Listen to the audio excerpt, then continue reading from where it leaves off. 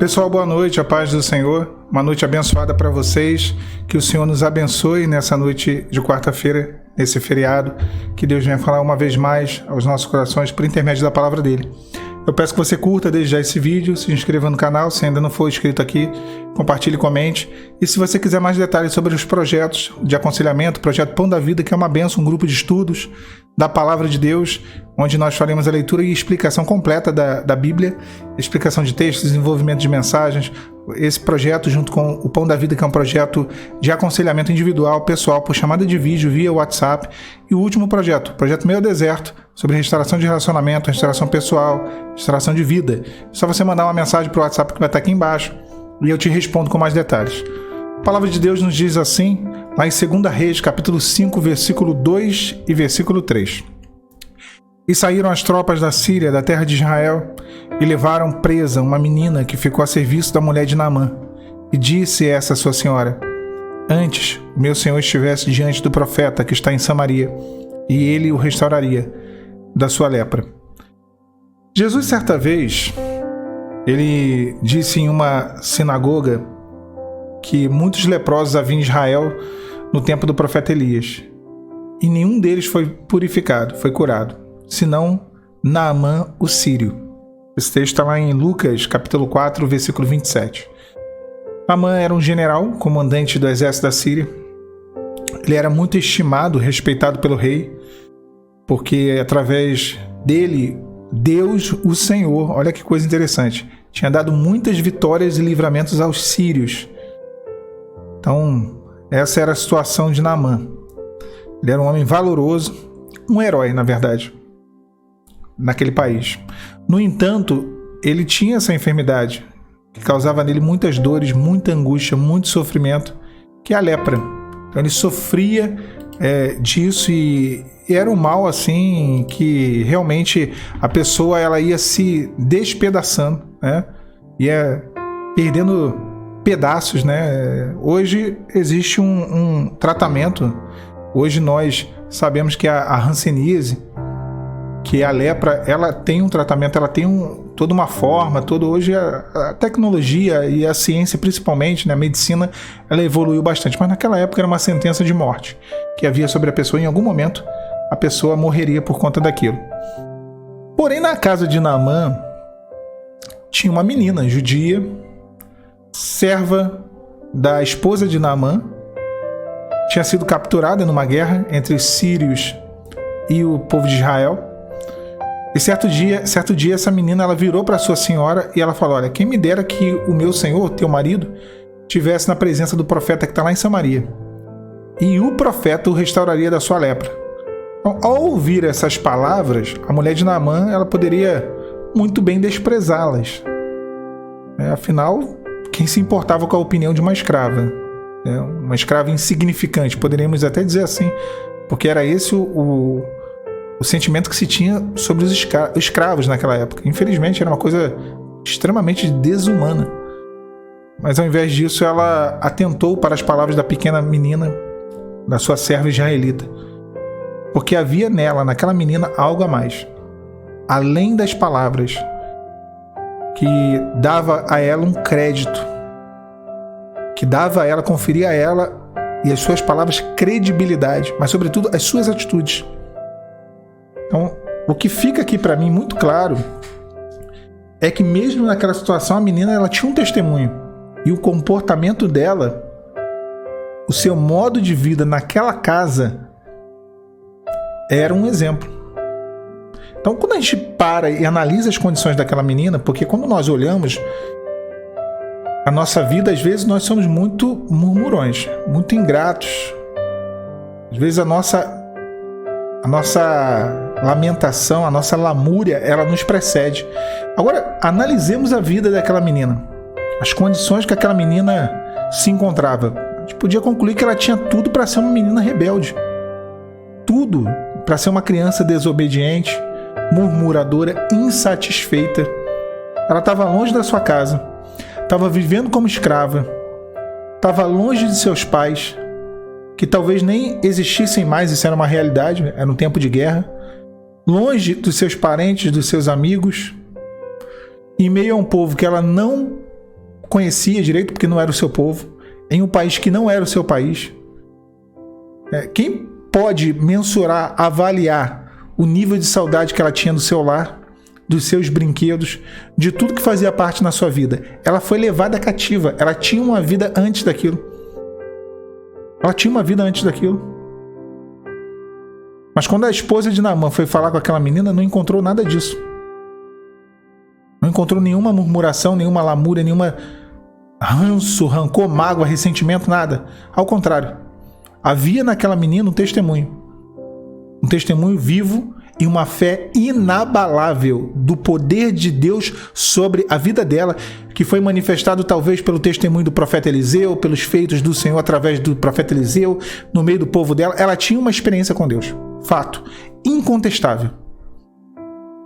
Uma vez eu entrei numa conversa, e eu fiquei ouvindo aquelas pessoas conversando sobre os jovens da igreja e tudo mais, e eu entrei para a igreja criança, Eu entrei para a igreja, talvez eu tivesse a idade dessa menina, 11, 12 anos, e eu ouvindo aquela conversa das pessoas, e muita teoria, e eu não vi ali uma coisa muito real, porque na prática eu sei que é diferente. Como alguém que foi uma criança na presença do Senhor, aquelas estratégias que estavam sendo feitas ali, como um jovem pode entrar para a igreja e continuar na igreja? Eu sei que não era daquele jeito. Eu sabia, porque eu não tive a oportunidade de falar, pato novo não dá mergulho fundo. Eu era muito jovem, já era nessa época que eu ouvi, essa conversa, eu já era um obreiro, mas era um obreiro recém colocado na condição ali, estava recentemente como obreiro, e jovem, tinha 19, 18 anos, então não tinha muito o que falar. E não me ouviam muito, mas eu tinha certeza naquela conversa sobre as estratégias de como tratar um jovem. Eu tinha certeza que um jovem, uma criança, um adolescente, ele só continua na presença de Deus, ele só permanece por experiências. E certamente o que não faltou para essa menina foi experiência com Deus. Foram as experiências dela com Deus, o testemunho dela através dessas experiências, que conduziram aquele homem numa situação de lepra, de destruição, de ruína, de desgraça. A lepra, por que não dizer, a lepra tipifica o pecado, um homem na sua condição de miserável. Estava morrendo lentamente dia após dia, mas o testemunho e a condição daquela menina, mesmo vivendo uma situação totalmente desfavorável, conduziu aquele homem até o milagre. Levou uma segunda pessoa ao milagre, a uma experiência com o verdadeiro Deus, que era o Deus dela. Olha o poder que tem quando nós servimos a Deus e vivemos uma experiência real com Deus vivo. Quando temos em nós uma experiência que impacta e nos transforma em um servo, em um homem, em uma mulher com uma fé inabalável, e isso impacta na vida daqueles que estão ao nosso redor. Ainda que estejam com uma vida totalmente destruída, em algum momento eles vão precisar. Em algum momento eles precisarão de alguém, porque eles terão as suas necessidades, porque nesse mundo o que mais o homem tem é necessidade, principalmente necessidade da alma. E aquela menina estava pronta para entregar uma palavra, ela estava pronta para dar àquela família um direcionamento. Será que nós temos sido como essa criança, como essa menina, prontos, uma fé inabalável, mesmo diante de um cenário de circunstâncias terríveis? Talvez saudade, tristeza, angústia, aflição, perplexidade, dor, mas uma fé inabalável em Deus. Ela não culpou ao Senhor pelas desgraças, pelas ruínas, pelos infortúnios da vida dela. Pelo contrário, ela sabia que naquele Deus, no Deus que ela conhecia, havia socorro, havia livramento, havia cura e havia salvação. Ela sabia e ela testemunhou isso. Ela testemunhou dentro daquela casa, naquela família, o poder do Deus que ela conhecia. Que coisa maravilhosa. As palavras daquela menina foram consideradas foram cridas por Naamã e pelo rei da Síria também, que o enviou com a sua comitiva muitos presentes a encontrar-se com o homem de Deus em Samaria. O Naamã, quando chegou em Israel, ele foi até para o lugar errado. Ele procurou o rei falou: olha, eu não tenho poder para curar, isso aí não é comigo não. Mas depois ele foi até o profeta Eliseu, e Eliseu manda um mensageiro, manda que ele se mergulhe 7 vezes, ele se lava, e a gente sabe o que acontece, o milagre acontece ali, aquela lepra ele é curado daquela lepra e ele volta para a Síria. E podemos imaginar o que subiu ao coração de Naamã naquele momento, quando ele volta curado para a Síria, principalmente em relação àquela menina judia. Mas no meio do caminho, um dos seus servos o aconselhou a tentar fazer o que o profeta havia mandado. E Naamã resolveu acatar a sugestão. Quando ele mergulhou no Rio Jordão pela 7ª vez, sua pele se tornou limpa e ele ficou como um menino totalmente purificado da sua lepra. E aí ele volta curado, restaurado, liberto. A obra do Senhor foi iniciada ali na vida de Naamã. O projeto de cura de Deus foi iniciado. Mas não só cura física da lepra, mas cura da alma. Tem alguém dentro da tua casa, tem alguém que você conhece, alguém que vive uma situação leproso. Você conhece algum leproso? Tem alguém aí que está caindo aos pedaços de pecado, de miséria, de ruína e de desgraça? O testemunho daquela menina e o poder de Deus através da vida daquela menina foi a ação do Espírito Santo dentro daquela família, dentro daquela casa e na vida daquele homem. Não será diferente se você tiver a mesma experiência que essa menina teve. Você será uma candeia para iluminar densas trevas, dissipar densas trevas dentro de lares e talvez até mesmo dentro do seu lar, da sua família. Quando Naamã retornou curado para aquela terra, para a sua terra, o Senhor certamente realizou uma grande obra na vida de tantos outros. Que honra foi para aquela pequena servinha ter sido usada em nome do Senhor. E o nome do Senhor, o qual ela foi usada também foi glorificado e exaltado em toda a Síria. Tiago escreve uma coisa que eu acho interessante, eu quero finalizar aqui. Tiago diz, lá na epístola de Tiago, no capítulo 2, no versículo 18, mostra-me a tua fé sem as obras, e eu te mostrarei a minha fé pelas minhas obras.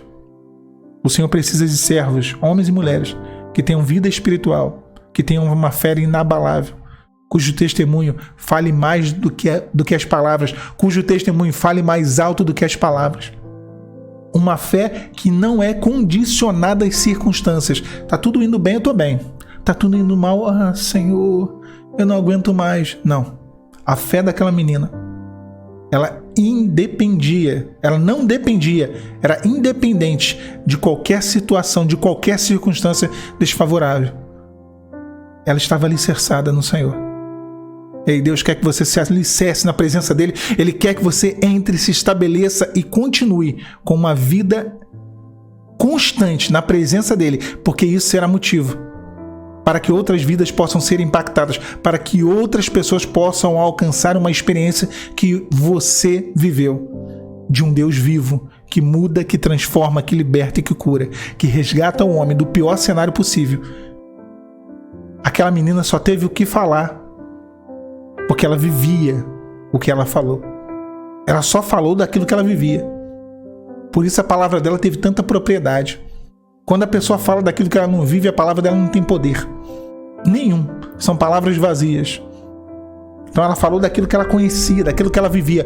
Quem me dera se o meu Senhor fosse até o profeta que está em Samaria. Quem me dera seria curado dessa lepra, certamente. Imagina ela falando desse jeito. Quem me dera se você fosse lá. Olha, minha senhora, quem me dera se o seu marido fosse lá. Eu não tenho dúvida, ele vai ser curado na mesma hora. O meu Deus é muito poderoso. Ele faz, ele realiza, ele muda, ele transforma, ele cura. Que fé! E que milagre Deus operou através da fé de uma criança. Que sejamos assim. Afinal de contas, o reino dos céus é para os pequeninos, né? Que sejamos como essa criança, com uma fé inabalável. Que Deus te abençoe, meu irmão, minha irmã, nessa noite, nessa quarta-feira.